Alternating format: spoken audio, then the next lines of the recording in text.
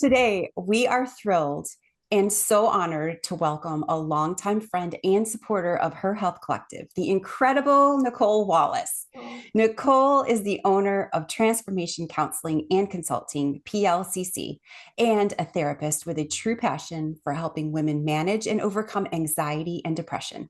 Her path to this work has been inspiring. She started out with degrees in elementary education and psychology.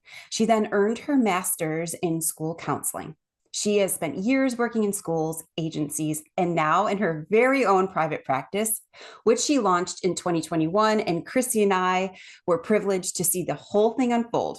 Nicole is EMDR informed, Gottman trained, a proud U.S. Army veteran, thank you so much, and a mom of 6 in a blended family. She truly understands the demands women face, and today she'll be sharing her insights on a challenge many moms navigate, transitioning from being a stay-at-home mom back into the workforce or from the workforce into staying at home. We're huge fans of Nicole and her work, and we can't wait for you to hear from her today. Please join us in welcoming Nicole Wallace. hey, oh, thank you. Thank you. And thank you too. When you were reflecting, Cindy, on the journey that we've been on kind of together, I was like, oh, this is so great. In fact, it was just so nice to know, you all have been rocking with me since I started my own practice. And I was just like, I'm just going to see everybody, kids, everybody. Right. And since then, at Transformation Counseling and Consulting, we have really niche down, and it's been so wonderful. 80% of our clients are women between the ages of 22 and 55, and we do still service children and teens and things, but we are just so excited to give back to women and women who are just doing so much, or people who identify as women, because we feel like that's such a group that's so nurturing to others. And when they come to therapy, we are excited to be able to help. And I feel like you all do the same thing in many respects of giving to that group and making sure they're taken care of. So Oh, happy to thanks, be here. Nicole. It's great. And as you were just talking, I was thinking about our first time together. And I think we had sat down and had you do something for us about kiddos going back into school after the pandemic and the stress that they were going to incur from that. And it is a great segue into what we're talking about, because the pandemic was a huge time where we saw a lot of transitioning from working moms to stay-at-home moms and then stay-at-home moms to working moms. I think statistics showed that during the pandemic, stay-at-home moms went up 58%. And that's huge, right? And I know there were some dads that did it as well. I think over 77% of dads will stay home, but it's still largely women that we're the ones doing that stay-at-home work. So it is interesting space to be in. I've done it twice. My kids are 10 years apart. The first set, I stayed home after a traumatic birth with my first daughter. When I had the first child, I was like, well, I'm gonna take a break, maybe a couple of months, and then I'm going headed right back to work and just never miss a beat. And I found out, and I was in my 30s, so I didn't know I was a geriatric pregnancy. Oh, I was like, I'm Uh-huh. still young. Like, Is and that what then they're calling it now? Are that's they what calling they it call it. geriatric? Yeah, when you're in your Awful. 30s, you are in a geriatric pregnancy.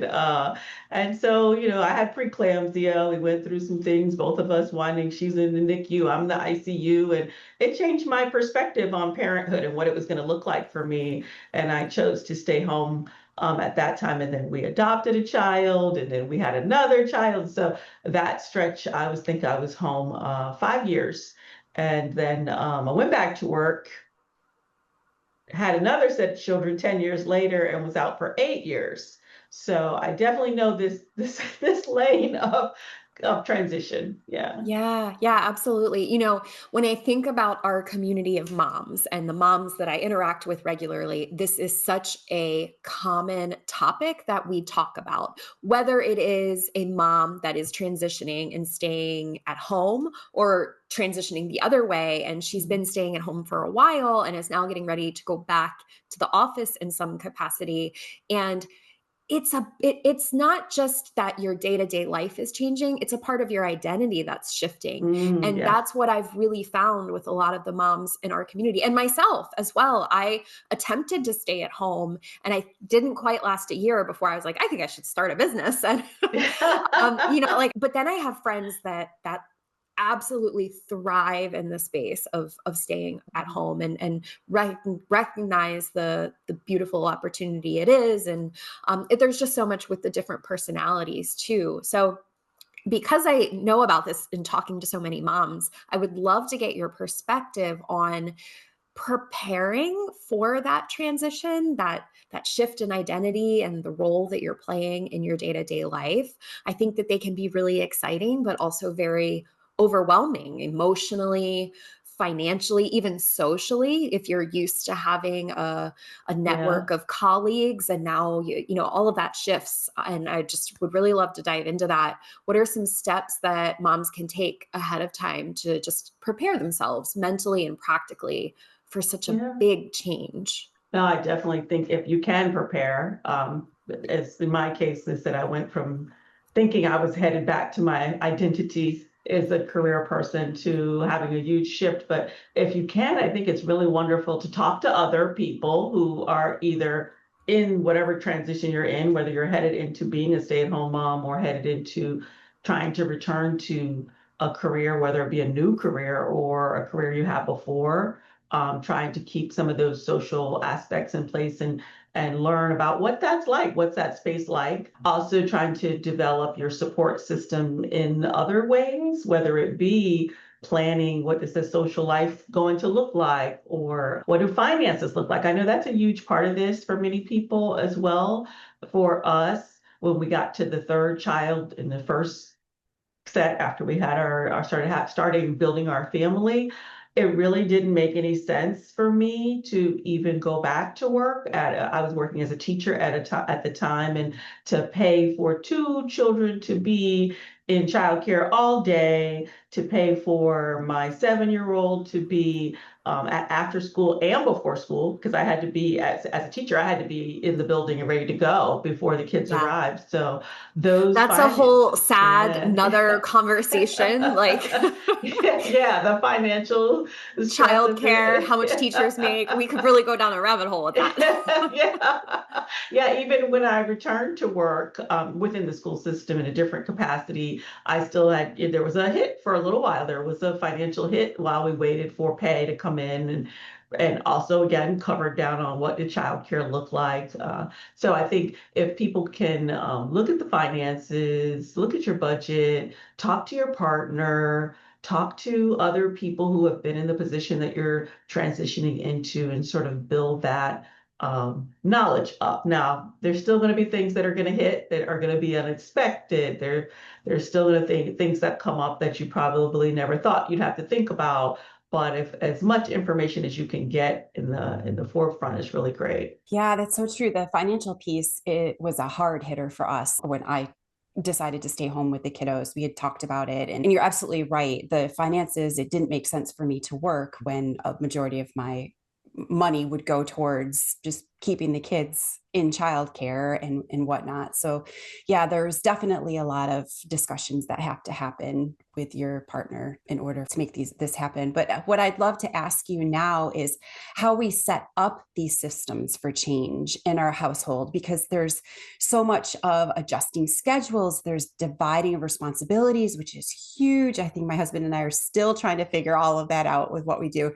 Finding the childcare, like we were just talking about, these transitions can throw the whole household into a new rhythm. Can we talk about the systems for the change and what strategies you'd recommend for creating various systems that could help the families adapt more smoothly? Yeah, I think, well, let's start with maybe if you're already in a career and you're transitioning to stay-at-home mom, because I think those are two different spaces in Yes, some yes, yes, respects. absolutely. So when making the transition from being within your career field to staying at home, it can be a huge shift, especially if you haven't been a very, I guess, traditional space where you're doing most of the cooking or most of the cleaning. And for many of us, if you once you have children at home, you quickly recognize that cooking and cleaning is one job, is one aspect of Oh my running gosh, a yes. household, and caring for the children is a different Yes. aspect, right? Because I could care for the children all day, like get up, get them situated, clothes, all the things, keeping, I mean, teachers run the ship all day, and doing tutorials and making sure they're educated and having experiences. And I could never touch the dishes. Right. Right. And I would still have worked all day, right? Yeah. And some people are vice versa. They love the cooking and the clean and And all that. And then the cleaning. kids, yes, absolutely. But I found for me, it was really two separate occupations. And I know I even have some friends where they would pay people to continue to do some of those things, like having a cleaning person come in and having someone take care of certain aspects of meal prepping and things like that. And to know that whatever it looks like, if it's right for your family, then it's right. But those are conversations that probably need to be had in the front end with your partner or whoever your family support system is, that what will this look like? Or let's list the things that need to be done. I think oftentimes, especially in marriages, we often don't sit down and do that. Like, what are the things around the household that actually the jobs are, and who's taking care of what? And as concrete as you can get about that, it usually saves a couple a lot of stress.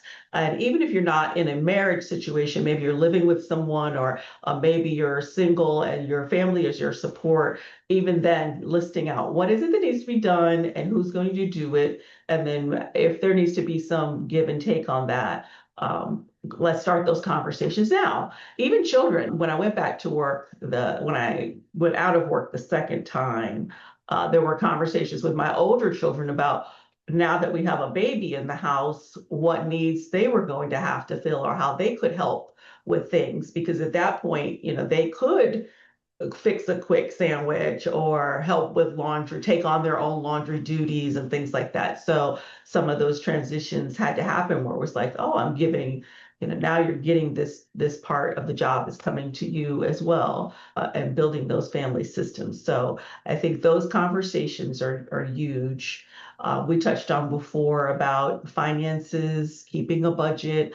I often tell couples that come to therapy that marriage has three components. There's the social emotional, like what are we doing for fun? What do we enjoy about each other or together? Then there's the sexual, like usually if your sex life is not great, then there's some issue in your marriage. And then there's the financial, which is, and then many couples break up, even if the other two are good, because there's been some financial concerns. And so being aware of what the income is and what the outgoing is in your household when you are getting ready to transition to stay home can be helpful. And how can maybe we cut some corners now that we don't have that second income?